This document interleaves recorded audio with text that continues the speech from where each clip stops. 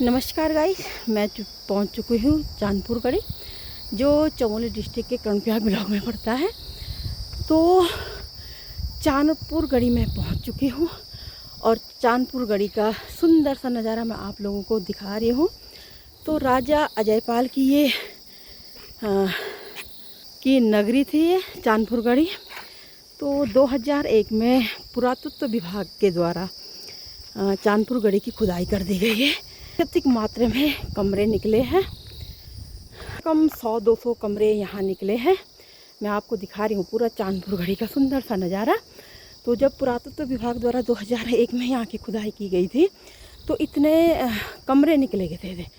और उसके बाद जो कुआं था, पानी का कुआं, राजा के द्वारा जो कुआं था भी निकला खुदाई के दौरान यहाँ निकले। बताया था मैंने कम से कम 400-500 कमरे यहाँ निकले जब पुरातत्व विभाग ने खुदाई की। इससे पहले ये पूरा मिट्टी से ढका हुआ था। राजा की यहाँ पे सभा चलती थी, ये पूरा महल था।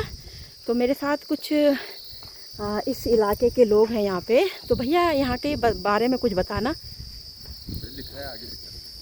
तो आपको तो पता होगा, इस जगह पे राजा की सभा चलती थी और कहते हैं कि जो ये सीढ़ियाँ हैं ये नोटी से आई थी, जो चमोली डिस्ट्रिक्ट का कर्णप्रयाग ब्लॉक में पड़ता है, जहाँ नंदा राजा शुरू हुई थी।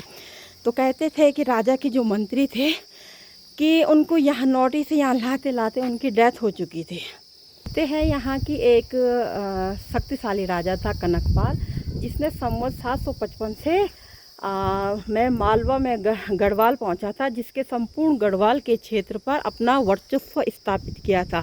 चांदपुर गढ़ को उसने अपने राजधानी बनाकर स्वयं को राजा सोनपाल का उत्तराधिकारी सिद्ध कर दिया था।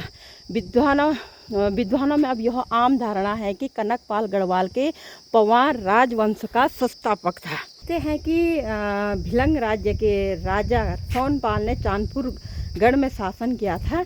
राजा सोनपाल ने अपनी एक एकलौती पुत्री, एकमात्र उत्तराधिकारी राजा कनक उत्तराधिकारी का विवाह मालव से आए हुए कनकपाल से किया था। पवार राजवंश में राजा कनकपाल को लेकर अंतिम राजा अजयपाल के नाम से आते हैं, परंतु इस संबंध में ऐतिहासिक विवरण अभाव नहीं है। तो कहते हैं कि जो राजा कनकपाल ने अपने जो अजयपाल सोनपाल राजा ने जब अपनी इकलौती पुत्री का विवाह कनकपाल से किया था, तो यहाँ का जो राजा था वो कनकपाल बना था। कनकपाल की कुल देवी थी, तो माँ कालिंका उनकी कुल देवी थी। ये कुल देवी का मंदिर है। और जब खुदाई हुई थी तो ये सारे जहाँ आगे पे मैंने आपको दिखाया था वो राजमहल था, वहाँ पे राजा की सभा चलती थी। तो ये सारे राजाए के पता नहीं क्या क्या थे कि क्या बोलते हैं कि कमरे निकले इतने खुदाई के दौरान। ये महल तो आगे पे था राजा का। तो ये पूरा राजा का राजमहल था, यहाँ पे राजा की सभा चलती थी। तो ये सारे जो नज़ारा दिखा रही मैं चांदपुर गढ़ी से दिखा रही हूँ आप लोगों को। तो ये सारे 2001 में पुरातत्व विभाग द्वारा जो खुदाई की थी उसके बाद निकले थे ये कमरे। तो राजा ने जब अपनी कन्या की शादी कनकपाल से की थी तो कनकपाल यहाँ का राजा बना था।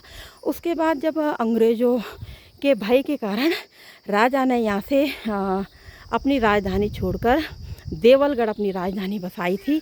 उसके बाद धीरे धीरे राजा देवलगढ़ को भी छोड़कर टिहरी के नरेश बन गए थे। टिहरी उन्होंने अपने राजधानी स्थापित कर दी थी, जो अभी भी तक भी है, जैसे नरेंद्र नगर में है, प्रतापगढ़ में है। उसके बाद टिहरी में राजा की राजधानी है।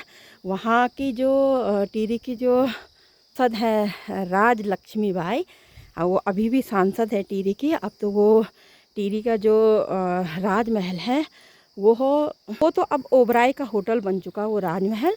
तो यहाँ पे कहते हैं कि राजाओं के खाना बनाने का रसोई घर था। तो ये रसोई घर का नज़ारा दिखा रही मैं आप लोगों को। यहाँ राजा का खाना बनता था, रसोईया वगैरह।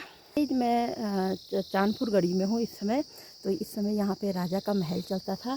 और जो मेरे पीछे दिखाई दे रहा है ये मंदिर था, इसमें राजा की कुल देवी रहती थी।